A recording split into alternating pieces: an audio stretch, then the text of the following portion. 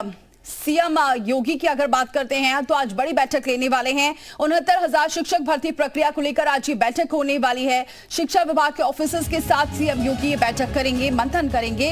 शिक्षा मंत्री भी मौजूद रहेंगे और तमाम विभाग के सभी अफसर भी मौजूद रहेंगे।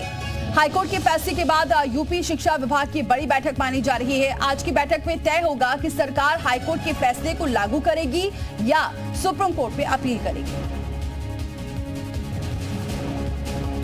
तो आज की बैठक काफी अहम मानी जा रही है कि अगला क्या स्टेप होता है सरकार का, इसको लेकर आज मंथन होगा, क्योंकि कहीं ना कहीं 69,000 शिक्षक का भी मामला है। क्योंकि अब इस मामले में क्या नए सिरे से कोई लिस्ट बनती है या क्या होता है, इस पर आज चर्चा होगी। सुप्रीम कोर्ट का रुख करेगी सरकार या लोगों की क्या राय है, ये ली जाएगी इस मंथन में। तो बैठक काफी महत्वपूर्ण मानी जा रही है। आज सरकार की तरफ से ये रुख साफ होगा कि सरकार हाईकोर्ट के फैसले को लागू करेगी या फिर सुप्रीम कोर्ट में अपील करेगी, क्योंकि इसको लेकर लगातार सियासत भी देखने को मिल रही है। कुछ ऐसे नेता भी हैं जो समर्थन करते हुए भी नजर आ रहे हैं। एक तरफ सरकार को झटका भी माना जा रहा है। तो आज इस पूरे मसले पर बैठक होने वाली है और इसीलिए ये बैठक काफी महत्वपूर्ण मानी जा रही है।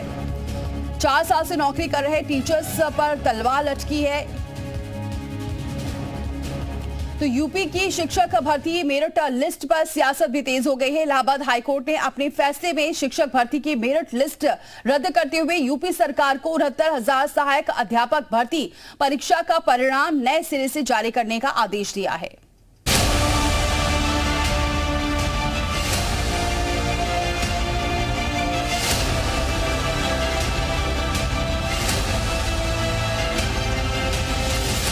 यूपी में शिक्षक भर्ती परीक्षा की मेरिट लिस्ट रद्द होने से 69,000 शिक्षकों को बड़ा झटका लगा है। शिक्षक भर्ती में 19,000 सीटों के आरक्षण को लेकर अनियमितता के आरोप लगे थे, जिसके बाद मामला हाई कोर्ट में गया था, जहां कोर्ट ने 69,000 सहायक शिक्षकों की मौजूदा सूची को गलत मानते हुए मेरिट सूची को रद्द कर दिया। साथ ही कोर्ट ने उत्तर प्रदेश सरकार को 3 महीने के अंदर नई मेरिट लिस्ट तैयार करने का आदेश भी दिया, जिसमें आरक्षण के नियमों और बेसिक शिक्षा नियमावली के तहत लिस्ट तैयार करने को कहा गया है। वहीं इस मामले की लड़ाई लड़ रहे शिक्षक अभ्यर्थियों ने कोर्ट के फैसले पर खुशी जताई। इस मामले में खास करके जो आरक्षित वर्ग के लोग थे, जो हम लोग थे, उनको एक बड़ी राहत हाईकोर्ट के फैसले से मिली है, क्योंकि हम लोग पिछले 6 साल से लगातार, आपने भी कितनी बार कवर किया, सड़कों पे हम लोग 640 दिन लगातार अनवरत यहाँ पे संघर्ष करते रहे। 2 दिन के लिए जेल भी भेजा गया मुझे और मेरे 2 अन्य साथियों को। साल 2018 और 2019 में हुई इन भर्तियों में आरक्षण घोटाले के आरोप लगे थे और तभी से शिक्षक अभ्यर्थी इसे लेकर कोर्ट में कानूनी लड़ाई लड़ रहे थे और अब कोर्ट का फैसला आने पर उन्होंने इसे कानून की जीत बताया। खुशी तो बहुत है जी, मतलब 6 साल से संघर्ष कर रहे थे, सड़कों पर रहते थे। अब हमारे पक्ष में फैसला आया है, हम जीत चुके हैं। तो उम्मीद कर रहे हैं कि सरकार हमको जल्दी न्याय देगी। घर वालों ने साथ दिया तभी रह पाए, लेकिन बाहर के ताने बहुत सुनने को मिले हैं लोगों के। ये मामला अखिलेश यादव की सरकार में शुरू हुआ था। उस समय 1,37,000 शिक्षा मित्रों को सहायक शिक्षक के रूप में समायोजित किया गया था, लेकिन मामला सुप्रीम कोर्ट में पहुंचा और समायोजन को रद्द कर दिया गया। इसके बाद सुप्रीम कोर्ट ने 1,37,000 पदों पर योगी सरकार को भर्ती का आदेश दिया, जिस पर 2018 में पहले 68,500 पदों के लिए वैकेंसी निकाली और फिर दूसरे चरण की 69,000 सहायक शिक्षकों की भर्ती हुई, जिस पर आरक्षण के नियमों की अनदेखी का आरोप लगा। शिक्षक अभ्यर्थियों ने बेसिक शिक्षा नियमावली 1981 और आरक्षण नियमावली 1994 का हवाला दिया, जिसमें आरक्षण के तहत कम सीटें दिए जाने का दावा किया गया। आरोप लगा कि 69,000 शिक्षकों की भर्ती में करीब 19,000 सीटों का घोटाला हुआ। इसी को लेकर शिक्षक हाई कोर्ट भी गए और राष्ट्रीय पिछड़ा आयोग में भी शिकायत की। वहीं अब हाई कोर्ट के आदेश के बाद मामले पर सियासत भी तेज हो गई है।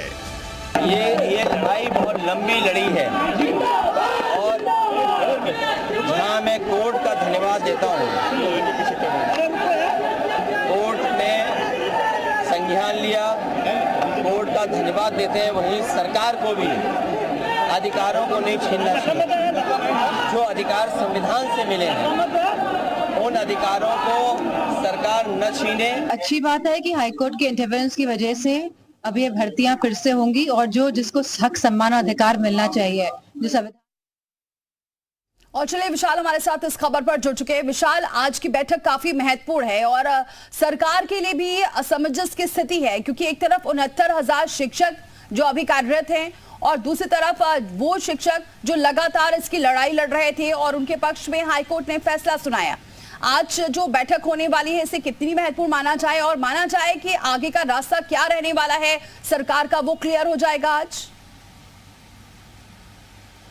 देखिए, बिल्कुल आज की जो बैठक है वो बेहद महत्वपूर्ण है, क्योंकि शिक्षा विभाग के अधिकारियों के साथ सीएम योगी आदित्यनाथ की बैठक होगी और बैठक में ये तमाम चीज़ें तय होंगी कि कैसे इन तमाम जो शिक्षक अभ्यर्थी थे इनको समायोजित कराना है। चूँकि इनकी जो संख्या है उसके अनुसार आगे, चूँकि इस सत्र में तो नहीं लेकिन अगले सत्र में उन तमाम 69,000 लोगों में से उन लोगों को चिन्हित करना है जिनकी जगह पर ये लोग जो है समायोजित किए जाएंगे। तो ऐसे में सरकार के सामने सबसे बड़ी दुविधा ये है कि इनको तो जो है तैनाती देनी ही है, इसके साथ साथ जो लोग डिफ़ॉल्टर थे जिनको कोर्ट ने डिफ़ॉल्टर कहा है और उनके खिलाफ कार्रवाई करते हुए उनको हटाने की बात कही है। तो ऐसे में ये तमाम ऐसी चीज़ें हैं जिन पर मंथन किया जाएगा। चूँकि सरकार की मंशा ये है कि किसी भी तरह से किसी की नौकरी ना जाए, सभी को समायोजित किया जाए। तो ऐसे में उसका क्या कुछ दूसरा पहलू हो सकता है, इसको लेकर भी सरकार की तरफ से मंथन किया जाएगा। खुद मुख्यमंत्री इस पूरे मामले को लेकर गंभीर हैं और इसी वजह से ये कह सकते हैं कि तमाम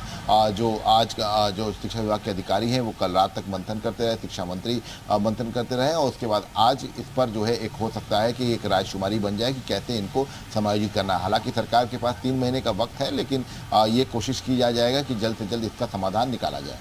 ठीक है विशाल, आप बने रहे हमारे साथ, क्योंकि इस मामले पर लगातार प्रतिक्रिया भी देखने को मिल रही है। तो 69,000 शिक्षक भर्ती मामले पर ओपी राजभर का भी बयान सामने आया है। मंत्री ओपी राजभर ने हाईकोर्ट के फैसले का स्वागत किया है। 69,000 शिक्षक भर्ती मामले में अधिकारियों की गलती है, आरक्षण का लाभ सभी को मिलना चाहिए, ओपी राजभर ने ये कहा है। विपक्ष कमजोर को और कमजोर करना चाहता है, ओपी राजभर का ये बयान। देखिए, हमेशा 69,000 शिक्षक भर्ती को लेकर के हम लोग लड़ते रहे। माननीय मुख्यमंत्री जी ने भी इस बात से स्वीकार किया कि नहीं, अधिकारियों के द्वारा कुछ गलती हुई है। सुप्रीम कोर्ट ने जो फैसला दिया है उस फैसले का हम लोग स्वागत करते हैं। हमेशा भारतीय जनता पार्टी एनडीए गठबंधन पिछड़े दलित अल्पसंख्यक के हित की लड़ाई लड़ती रही है। जो फैसला आया है उस फैसले का हम लोग स्वागत करते हैं। उस फैसले के हिसाब से जो आदेश है हाई कोर्ट का, उस आदेश का पालन होगा।